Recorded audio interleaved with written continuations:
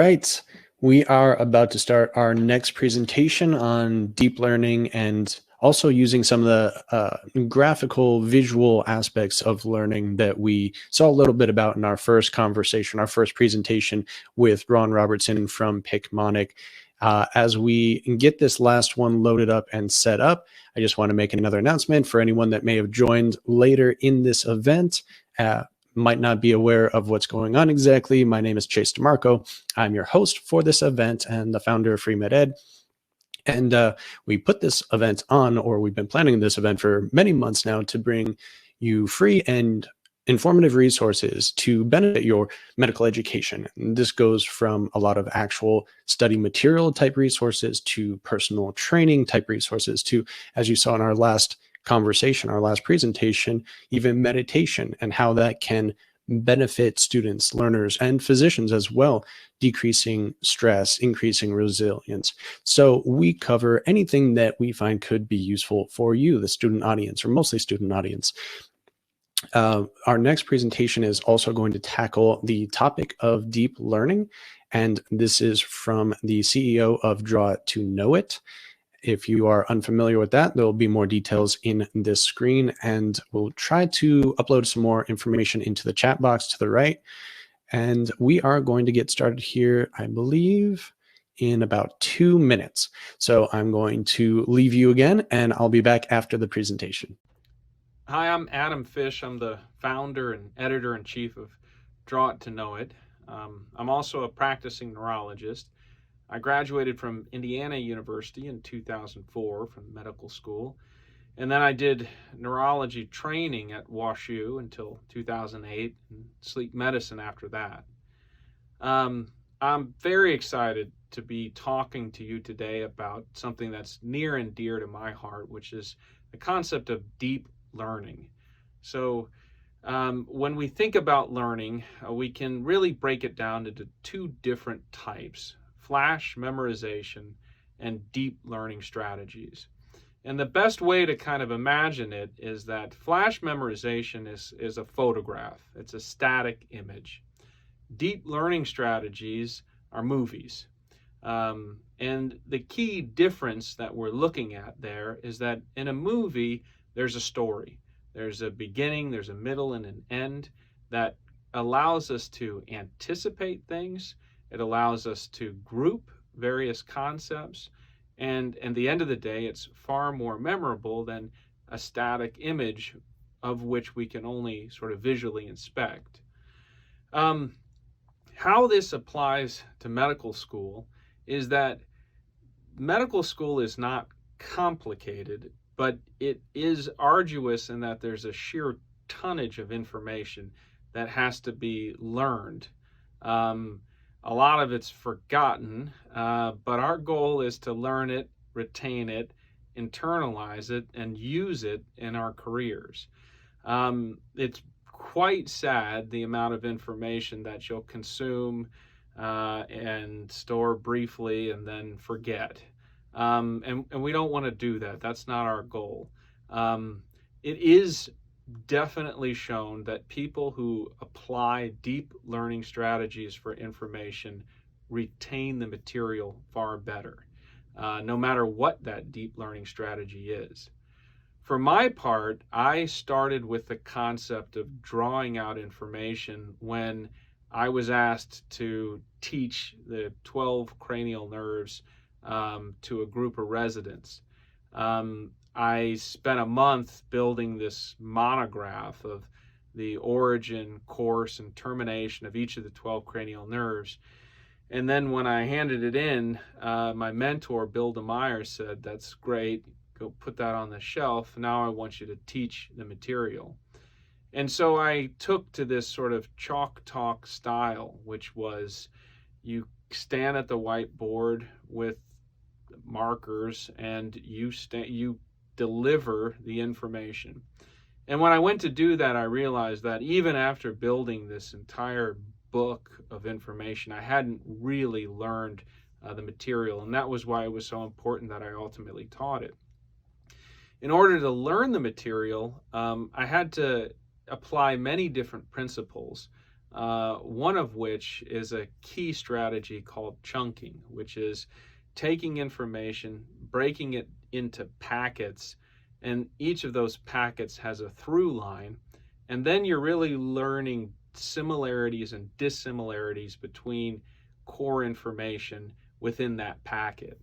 One of the examples is chunking, which we use for telephone numbers. So if you have a series of 10 digits and you break it into 3 digits for the area code, 3 for a leader, and 4 for the tail, it's much easier to remember those 10 digits than if you remember them as just a sequence of 10 different numbers. Before we go into deep learning strategies and how they're applied in learning medical education, I think it's really important that we have some concept of what is the underpinnings of memory, and that's something called the memory scaffold. The memory scaffold is this beautiful construct that information comes in through a modality. Modality could be visual, auditory, olfactory, even emotional. That information goes to its primary receptive area, and then it goes into something called the PAPE circuit. And the PAPE circuit is responsible for processing that information and turning it into no longer just a piece of sensory neuronal firing, but now something that can actually be stored. And then it gets sent back out to the area of the brain from whence it came. Why this is an important construct is that it tells us we can use all of our brain to remember items if we pay attention to all of our faculties. So most of us, when we're learning anything, we use visual inspection, and we may use a subvocal kind of voicing where we're coming up with a list and we're repeating it to ourselves again and again, but we're not paying attention to all of our different faculties. And one of the key ones is the frontal lobe's ability for executive function, for task sequencing. So creating an actual ABCD ordering of items. And so we'll get into that when we talk about how we take information and create story from it. The way to best sort of represent what's happening with the memory scaffold is to think about visual information. So visual information comes in through the eye, it lands on the retina, and then it gets spit back to the thalamus, and then ultimately to the V1 area of the occipital lobe. It then gets pushed forward through different processing areas where its shape, color, even its depth can all be processed in various regions of the occipital cortex. But ultimately, that visual memory is stored somewhere in the occipital cortex. And the more that we think about an item, the stronger the bond between the PAPE circuit and that item is. So the PAPE circuit will process the memory, but it will also form this branch, this scaffolding that can be enhanced, can be thickened, can grow every time we think about the item. People like to talk about the file clerk. So if the hippocampus is a file clerk and a memory is a file, then everywhere else in the brain is a cabinet. And we get to fill those cabinets and organize them if we're intentional about the way that we learn. So if we use our visual cortex, then every time we have a visual memory and we imagine that memory and we think about its visual aspects, we're creating a branch, we're thickening the branch, and we're using it. But if we think about smells, if we think about emotionality, if we think about auditory aspects like diction, the way things sound, if they sound funny, if they sound silly, whatever it is, we can create memories that way too. And as I mentioned, this idea of story, this idea of guiding along in a step-by-step fashion, that can be its own memory. It can be its own packet. If you think about playing the piano, When you first learn a sequence, it's it's difficult, for some more than others, of course, right? But ultimately, you play it very, very quickly. And it's not that your fingers necessarily got faster, it's that the sequence of neuronal firing became more predictable, so predictable that your brain ultimately creates something called a motor engram. And that motor engram basically is just a play button of a series of actions. So rather than having to go through each of those steps every time you want to play the piano of a particular song, your brain fires that motor engram and you breeze through it, so much so that you even stop thinking about it. We can do that with medical information as well, but we have to have the steps. We have to have an actual construct of which to learn them, and that's the deep learning strategy. So I started with the drawing as the vehicle for deep learning strategy, but really there's so much more to it. And so for the past 15 years, we've really been working on all of medical and biological science and putting concepts, pathways, structures, whatever it is, through this distillation of information and then this rebuilding of it into a series of dots that connect together into a visual representation, but do so in sequence.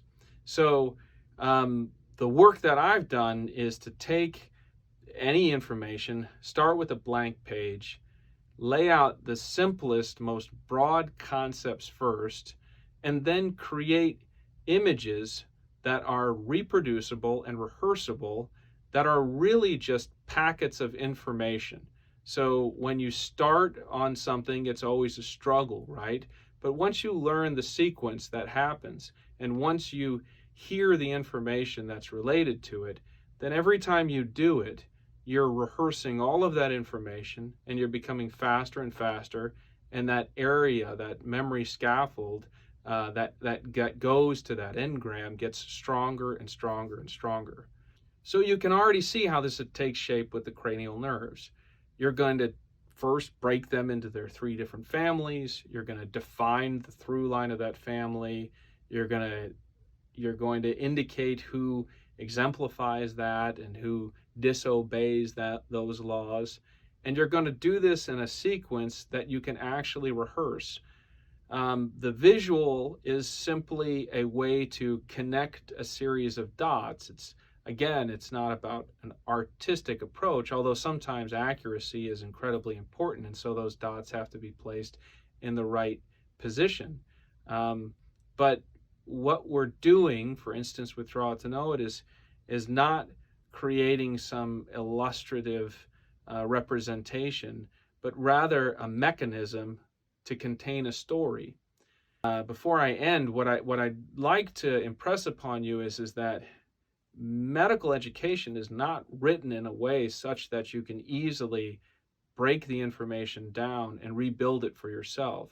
Authors don't think like learners generally. They're not concerned with your ability to take the information and make it your own. They're concerned with their accuracy, their completeness. And so when you're approaching the information, you have to be willing to find resources that are instructive rather than just didactic, and also be willing to create some story for yourself, to put things together for yourself, to take this attentive, active approach. So at DrawItToKnowIt, we focus on instruction. We focus on this is what comes first, next, everything like that. But ultimately, what a learner should do is make something their own, because as a learner, you're going to have all kinds of different experiences. You're going to learn from professors, you're going to learn from YouTube videos, you're going to learn from various resources. But ultimately, if you can make the knowledge your own and you can create a story for yourself, that's what you're going to carry with you far, far beyond when the memory itself, the short-term kind of memory, working memory component of it starts to fail. And I think this information that you're going to learn in medical school is unbelievably uh, interesting and compelling. And the more that you understand it, the more interesting it will become. For myself personally, I could not understand why we were looking at embryology. After learning almost everything I could about gross anatomy and neuroanatomy, and now I understand that embryology is the origin of everything. It's beautiful. It makes sense of why things landed where they did. Biochemistry is so much more fun when you understand the clinical impact of some of the dysregulation of the biochemistry.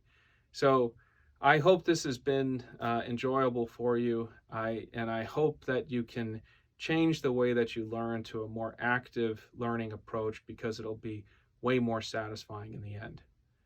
Thanks for your time and attention.